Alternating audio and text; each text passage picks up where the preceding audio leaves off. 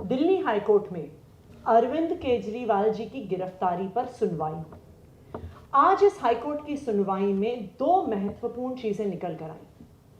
सबसे पहली बात, जब अरविंद केजरीवाल जी के वकीलों ने इस बात को कोर्ट के सामने रखा कि ये गिरफ्तारी गैर कानूनी है, ये गिरफ्तारी गैर लोकतांत्रिक है, ये गिरफ्तारी पॉलिटिकली मोटिवेटेड है, इस गिरफ्तारी के पीछे कोई प्रमाण नहीं है, ईडी के पास कोई भी जवाब नहीं था।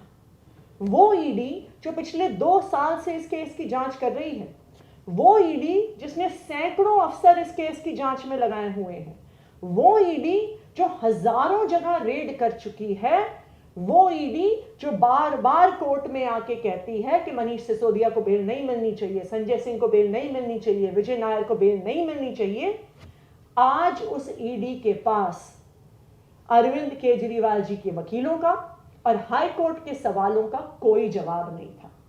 आज ईडी ने कोर्ट से समय मांगा जवाब देने के लिए। इसका क्या मतलब है? इसका यह मतलब है कि अब ईडी वापस जाएगी, अपनी कुछ मनगढ़ंत कहानियां बनाएगी, कुछ गवाहों पे दबाव बनाएगी, उन पे प्रेशर बनाएगी कि वो अरविंद केजरीवाल जी के खिलाफ गवाही दे कि ईडी कोई भी झूठी सच्ची बात कोर्ट के सामने ला सके। तो आज ये पूरे देश ने देख लिया कि जो ईडी 2 साल से इन्वेस्टिगेशन कर रही थी, उसके पास अरविंद केजरीवाल जी के वकीलों का और दिल्ली हाई कोर्ट के सवालों का कोई जवाब नहीं था, इसीलिए उन्होंने कोर्ट से समय मांगा। आज जो दूसरी महत्वपूर्ण चीज दिल्ली हाई कोर्ट की सुनवाई से निकल कर आई है, और वो दिल्ली हाई कोर्ट के आदेश में बहुत स्पष्ट तौर पर निकल के आई है कि दिल्ली हाई कोर्ट ने भी अरविंद केजरीवाल जी की गिरफ्तारी पर सवाल उठाया है।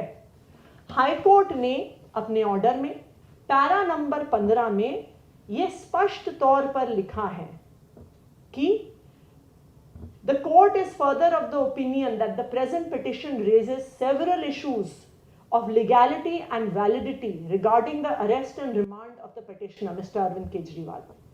Additionally, we question whether the arrest may be politically motivated and malafide. Court आगे बढ़ के ये भी कहता है कि there are serious and critical questions before this court, and this court, being a constitutional court, must apply its mind to the motive behind the arrest, which is patently illegal and has a direct bearing on the democratic process of impending elections in the country. तो आज court ने भी इस बात का संज्ञान लिया है कि जो अरेस्ट ईडी ने किया है, उस अरेस्ट की लोकतांत्रिक प्रक्रिया पर क्या असर पड़ रहा है, उस पर सवाल है। जो अरेस्ट ईडी ने किया है उसकी लीगैलिटी पे सवाल है, जो अरेस्ट ईडी ने किया है उसकी पॉलिटिकल मोटिवेशंस पर सवाल है। ये बात आज हाई कोर्ट ने अपने आदेश में कही है और इस बात का हाई कोर्ट ने संज्ञान लिया है। हमें खुशी है इस बात की कि इस देश के न्यायालय ने, दिल्ली हाई कोर्ट ने जिस प्रकार से अरविंद केजरीवाल जी को गैर कानूनी तरीके से गिरफ्तार किया गया है, भारतीय जनता पार्टी के पॉलिटिकल हथियार ईडी के द्वारा गिरफ्तार किया गया है, आज उस गिरफ्तारी पर दिल्ली हाई कोर्ट ने भी सवाल उठाए। हम इस बात का भी स्वागत करते हैं कि दिल्ली हाई कोर्ट ने ईडी को सिर्फ 1 हफ्ते का समय दिया है जिसमें उनको अपना जवाब दर्ज करना है। 2 तारीख तक उन्हें अपना जवाब दर्ज करना होगा और हाई कोर्ट ने कहा है कि वो 3 तारीख को अरविंद केजरीवाल जी की गिरफ्तारी पर अपना फैसला सुनाएगा और ईडी को 2 तारीख के बाद समय नहीं मिलेगा। हम उम्मीद करते हैं कि हमारे देश का न्यायालय इस देश की लोकतंत्र की रक्षा करने में जो हमेशा न्यायालय ने भूमिका निभाई है, वो आने वाले समय में भी निभाता रहेगा।